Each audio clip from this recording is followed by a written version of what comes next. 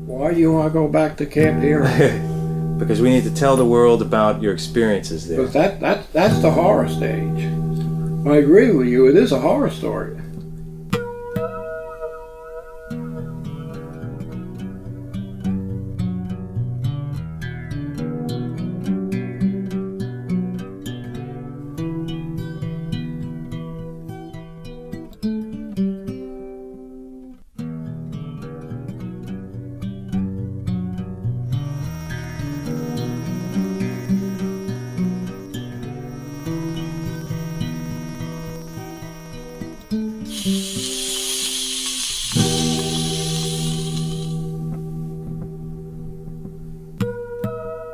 My name is Christopher, and I'm the director of Montauk Chronicles.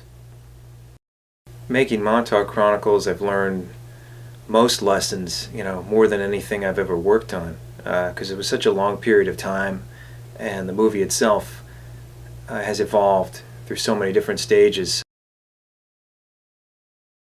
It's been a while since I started it, and I was working on several other projects, so it's not like I was working on it consistently. I didn't start working on it consistently until about 4 years ago.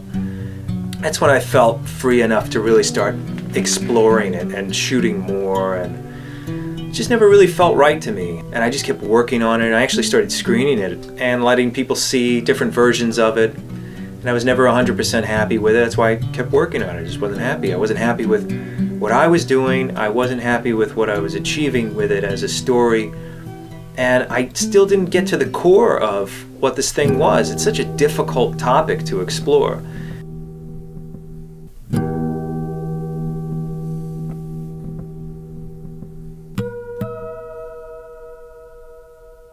Your mind can be modeled as a sphere with cones, 7 cones opening to the surface of the sphere, joined at the tips, with the 8th cone going from the tips out to the non-physical consciousness, the parallel minds in the parallel worlds. There are infinite realities, and every possibility happens. There are realities where the Illuminati are sabotaged and stopped. There are realities where they are successful, and everything in between. The concept of the Montauk Legends was around since the 90s, when a book was published, Montauk Experiments in Time. I'm from Long Island, New York. I grew up in Montauk, swimming in the ocean out there and hanging out on the beach as a kid, and I didn't know anything about the legends until later on, till the book was presented to me. It started back then. That's when I was first aware of it, and then later on the concept was presented to me again, and in 2006 I had a concept that I wanted to roll with and see where it went. It was a basic concept. I wanted to interview the 3 men, living men, who claimed that this thing happened. And I thought it would be smart just to go and hear what they had to say, and then I'll, come up with more concepts.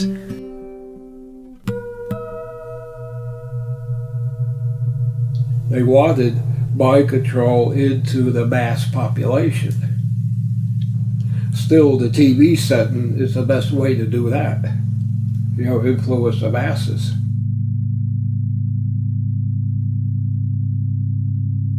Beings who were from other worlds, other galaxies, even interdimensional. Oh, there was the little grays about that tall. Then they had the big hook-nosed grays. There were many who looked just like human beings. You would not know the difference between them or anyone else, yet they were not from this world. We actually had a young fellow who could literally dissolve and walk through a wall. I've seen him do it.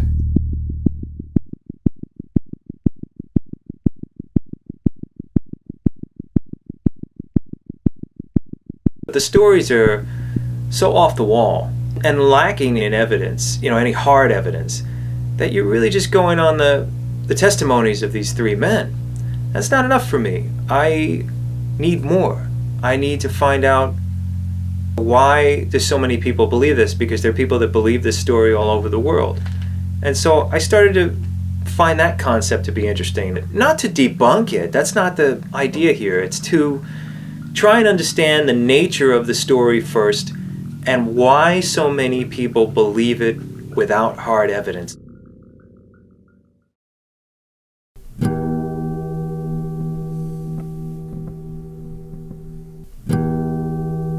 In the end, it wasn't about finding hard evidence, because honestly, with something like this, there's really none to be found. It doesn't exist. So what I was looking for was credible witness. I was trying to break down the subject matter in sections and look to see throughout history where else something similar may have happened. Everything from displays of psychic abilities to any government around the world throughout history that have taken people against their will and used them for any kind of experiment. So these things have occurred, and we have proof that they occurred.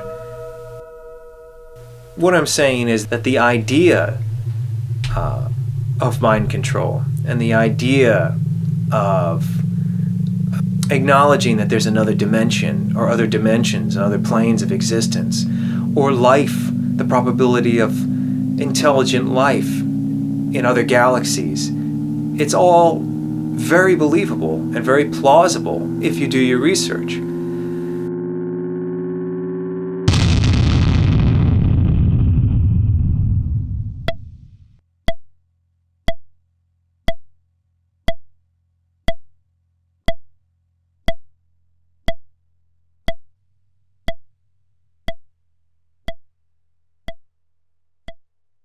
What I ultimately wanted to do with this thing was to really make something worthwhile and have something to say about, the fascination with conspiracy theories, the fascination with distrust of the governments of the world, to the point where you actually believe that, there are reptiles inside human skin ruling the universe.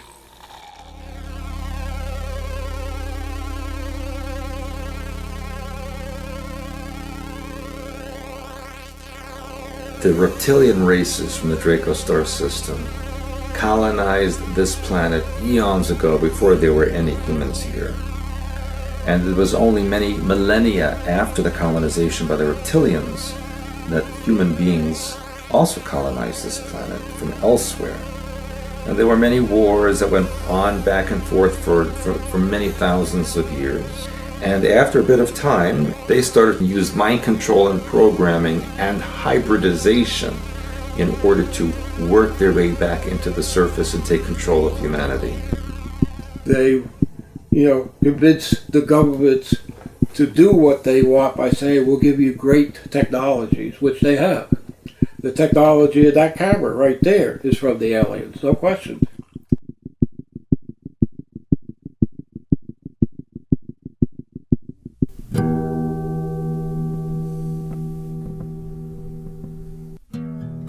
I tried to get deep into it, go to the source of the stories and display for people what I learned along the way.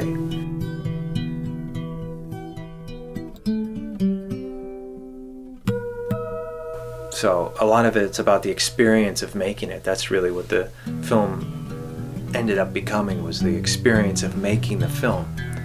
Because I think I had to go through it to find out what this movie was about. I had to live through it and experience it and allow it to affect me to find out what this story is.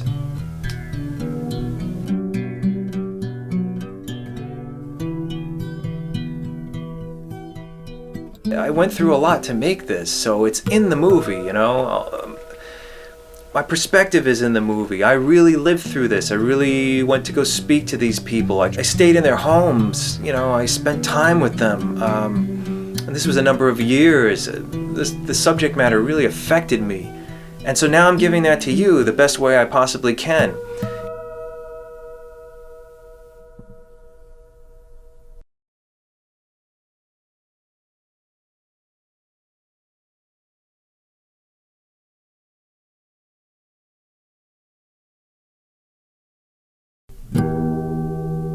Ultimately, this is a documentary, but I wanted to integrate cinema into the documentary. I wanted to have scenes of just pure cinema if possible, if it worked.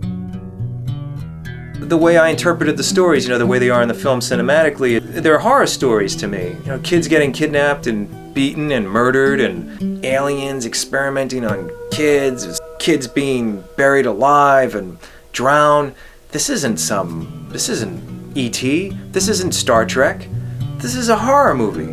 This is a horror story to me. If it was real, it's even worse. And I think for a lot of people, they read about the stories, but for some reason it doesn't translate into the horror that it should be.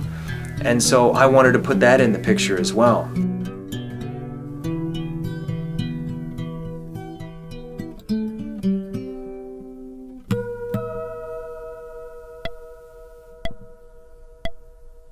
Some people that are into this story seem like they really want this thing to be true. I don't.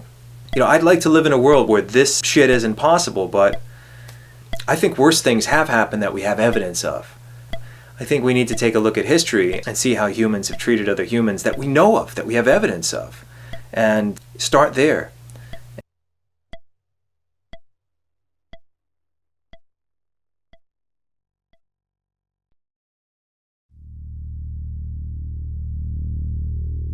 Junior most likely was a apparition picked out of Duncan Cameron's mind and brought as close to reality as it could. It appears as a Sasquatch. Was it that when it was there? I mean, you know, It sure looked like a Sasquatch to me.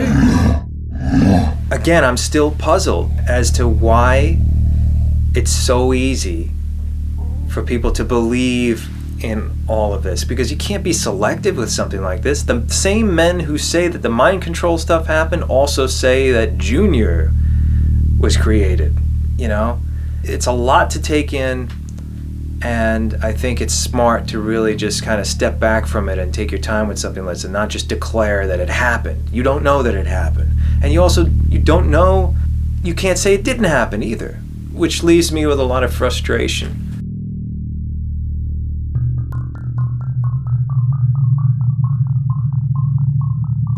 Is it possible that a good deal of the alien stuff or the interdimensional travel and all that stuff was a hallucination inspired by heavy amounts of drugs being given to the subjects? I believe that's possible too.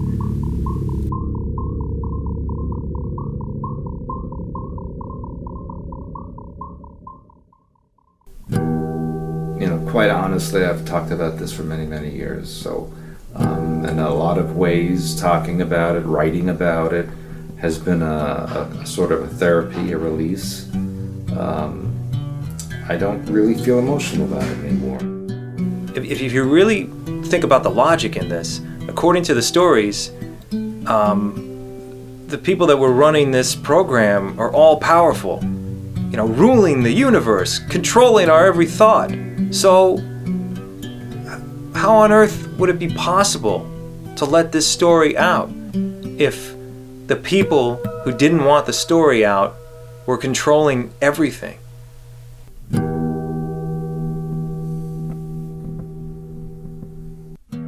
My ultimate message with Montauk Chronicles is, even if you don't believe in the Montauk legends as we know them, all of the elements that make up the story, if you do your research, become very believable.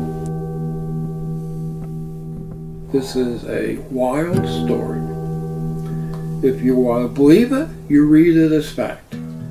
If you don't believe it, read it as science fiction. It's up to you. Whether you're going to believe it or you don't believe it, doesn't make any difference to me. You know, look, because if any of this is true, we're really in deep shit. End of story. We're in serious trouble if this is true. Thanks for watching my video. If you enjoyed it, hit the like button or subscribe to my channel.